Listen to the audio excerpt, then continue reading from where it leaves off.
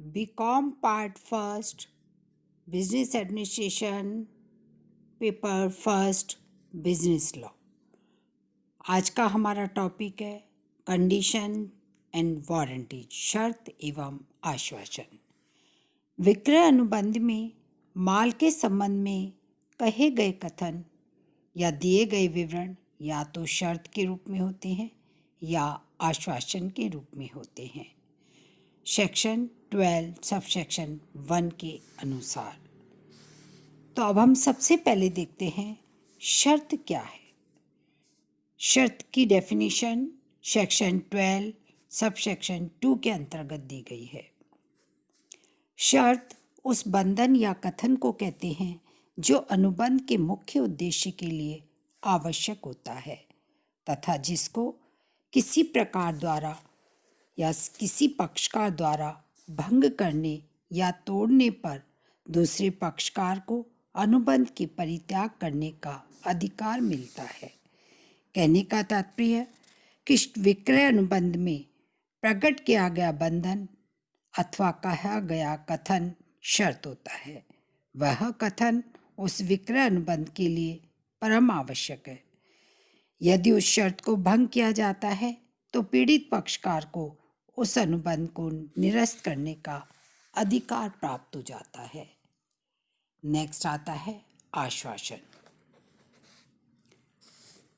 आश्वासन वह बंधन है या कथन है जो अनुबंध के मुख्य उद्देश्य के लिए सहायक या सहवर्ती है, जिसके भंग होने पर क्षतिपूर्ति की मांग तो की जा सकती है किंतु माल को अस्वीकार करने तथा अनुबंध भंग हुआ समझने का अधिकार नहीं मिलता है, सेक्शन 12 सब सेक्शन 3 के अनुसार।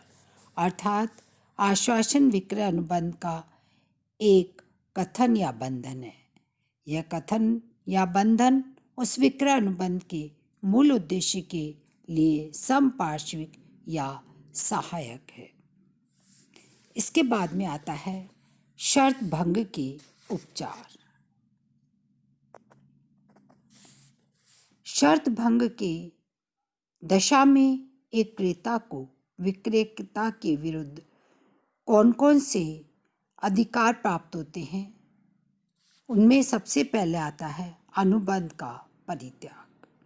शर्त भंग की दशा में क्रेता अनुबंध का परित्याग कर सकता है। दूसरा आता है माल को अस्वीकार करना। विक्रेता द्वारा शर्त भंग करने पर क्रेता माल को अस्वीकार कर सकता है।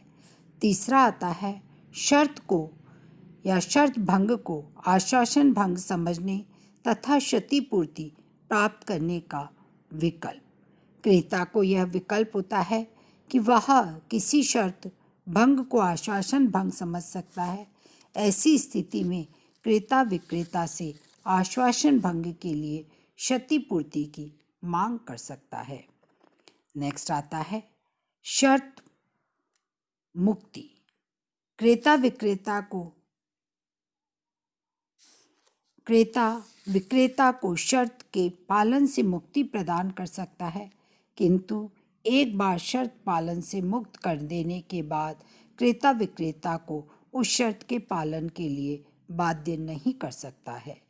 नेक्स्ट आता है अनिवार्यतः शर्त भंग को आश्वासन भंग समझने की बाध्यता। कुछ दशाओं में क्रेता अनिवार्य रूप से शर्त भंग को आश्वासन भंग समझने के लिए भी बाध्य होता है। ऐसी दशाओं में क्रेता शर्त भंग के लिए केवल क्षतिपूर्ति की मांग कर सकता है। नेक्स्ट एंड लास्ट आता है कानून द्वारा क्षमा करने पर कोई उपचार नहीं। यदि कानून किसी शर्त के पालन से विक्रेता को मुक्त या क्षमा कर देता है तो क्रेता को अनुबंध का परित्याग करने अथवा क्षतिपूर्ति का दावा करने का अधिकार नहीं होता है। नेक्स्ट आता है इसके बाद में शर्त एवं आश्वासन के प्रकार। शर्त एवं आश्वासन दो प्रकार के होते हैं, स्पष्ट शर्त तथा आश्वासन। स्पष्ट शर्त तथा आश्वासन वे होते हैं जिन्हें पक्षकार स्पष्ट रूप से तय कर लेते हैं तथा जिन्हें विक्रय अनुबंध में सम्मिलित कर लेते हैं। पक्षकार जो भी चाहें शर्त एवं आश्वासन तय करने के लिए स्वतंत्र होते हैं। नेक्स्ट आता है हमारा गर्भित शर्त तथा आश्वासन। गर्भित शर्तों तथा आश्वासनों से तात्पर्य उन शर्तों एवं आश्वासनों से है जो अनुबंध द्वारा जो कानून द्वारा गर्भित है तथा कानून द्वारा विक्रेता पर थोप दी गई हैं।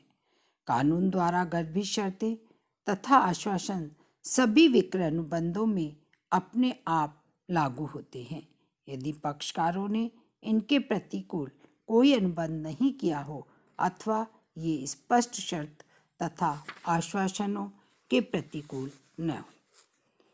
इसके बाद में आता है हमारा माल विक्रय अनुबंध में गर्भित शर्तें। एक माल विक्रय अनुबंध में कौन कौन सी गर्भित शर्तें होती हैं? उनमें फर्स्ट शर्त आती है माल की स्वत्व संबंधी शर्त।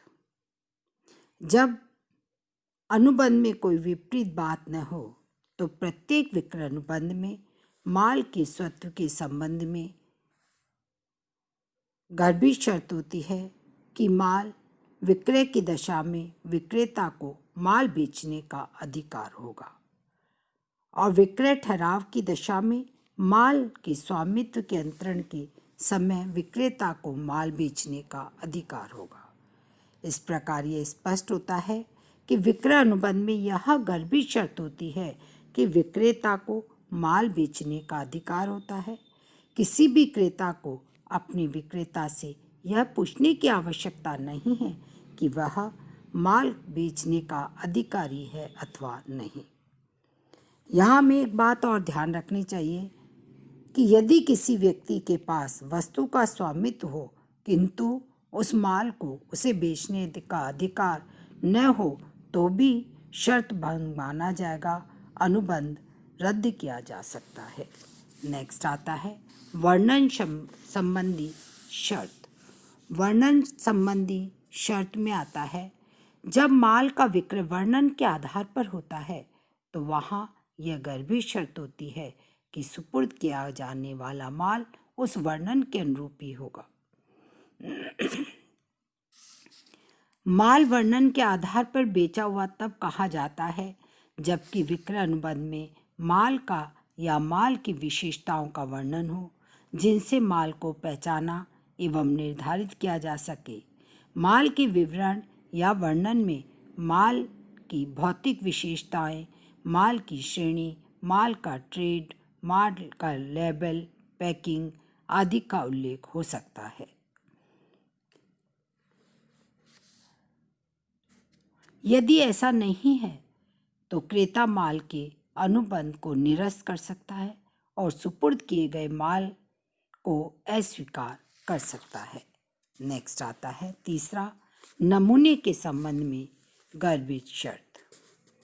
जब अनुबंध में स्पष्ट अथवा गर्भित रूप से यह बात कही गई हो कि माल नमूने के आधार पर बेचा जाएगा तो ऐसे अनुबंध को नमूने के आधार पर विक्रय का अनुबंध कहते हैं। जब माल नमूना दिखाकर बेचा जाता है तो यह गर्भित शर्त होती है कि आपूर्ति किए गए माल की किस्म एवं प्रवृत्ति नमूने के समान ही हो। जब भी माल नमूने के द्वारा बेचा जाएगा तो निम्नलिखित या निम्न प्रकार की शर्तें होती हैं, जैसे संपूर्ण माल नमूने के गुणों के अनुरूप होना चाहिए। संपूर्ण माल को नमूने से मिलान करने का क्रेता को पर्याप्त अवसर दिया जाना चाहिए। माल में कोई ऐसा दोष नहीं होना चाहिए जिसका साधारण जांच द्वारा पता नहीं लगाया जा सकता हो। नेक्स्ट आता है वर्णन तथा नमूने संबंधी शर्त। कभी कभी माल का विक्रय वर्णन तथा नमूने दोनों के आधार पर होता है। ऐसी स्थिति में माल वर्णन एवं नमूने दोनों के ही अनुरूप होना चाहिए। कहने का तात्पर्य नमूने तथा वर्णन द्वारा माल के विक्रय की दशा में यह एक गर्भित शर्त होती है कि माल नमूने तथा वर्णन दोनों के अनुरूप हो। यदि ऐसा नहीं है तो क्रेता माल को अस्वीकार कर सकता है। नेक्स्ट आता है किस्म अथवा उपयुक्तता की गर्भित शर्त। सामान्यतः विक्रय अनुबंध के संबंध में यह नियम लागू होता है कि विक्रय अनुबंध के अंतर्गत सुपुर्द किए जाने वाले माल की किस्म अथवा उपयुक्तता के लिए कोई गर्भित शर्त नहीं होगी। क्रेता को स्वयं सावधान होकर ही माल का क्रय करना चाहिए, किंतु कुछ दशाओं के अंतर्गत माल की किस्म तथा उपयुक्तता की गर्भित शर्तें लागू होती हैं। यदि क्रेता ने विक्रेता को स्पष्ट या गर्भित रूप से माल के क्रय करने का उद्देश्य बता दिया हो या समझा दिया हो। यदि क्रेता विक्रेता के कौशल या विवेक पर भरोसा करता हो कि वह उसके उद्देश्य के लिए उपयुक्त माल का चयन कर सकेगा। यदि विक्रेता सामान्यतः उस तरह के माल का व्यवसाय करता हो, यद्यपि विक्रेता माल का उत्पादक या निर्माता होना आवश्यक नहीं। नेक्स्ट आता है हमारा माल की व्यापार योग्य संबंधी शर्त। जब माल वर्णन के आधार पर उस व्यक्ति द्वारा बेचा जाता है जो उस वर्णन के माल का व्यापार करता है, तो यह गर्भित शर्त लागू होती है कि माल व्यापार योग्य किस्म का होगा। माल की व्यापार योग्य किस्म की गर्भित शर्त में आता है जब माल वर्णन के आधार पर बेचा या खरीदा जाता हो। जब माल उस व्यक्ति से क्रय किया जाता है तो सामान्यतः उस माल का व्यापार करता हो। नेक्स्ट, क्रेता विक्रेता के कौशल या विवेक पर भरोसा करता हो अथवा नहीं, इसका कोई प्रभाव नहीं पड़ता है। नेक्स्ट आता है माल की पौष्टिकता संबंधी शर्त। इस संबंध में गर्भित शर्त को अधिनियम में स्पष्ट रूप में नहीं दिया गया है, किंतु कुछ न्यायालय ने इसको बताया गया है। यह शर्त खाद्य पदार्थों के विक्रय अनुबंध पर लागू होती है। इस शर्त के अनुसार बेचा जाने वाला सभी माल स्वास्थ्यकर एवं पौष्टिक होना चाहिए।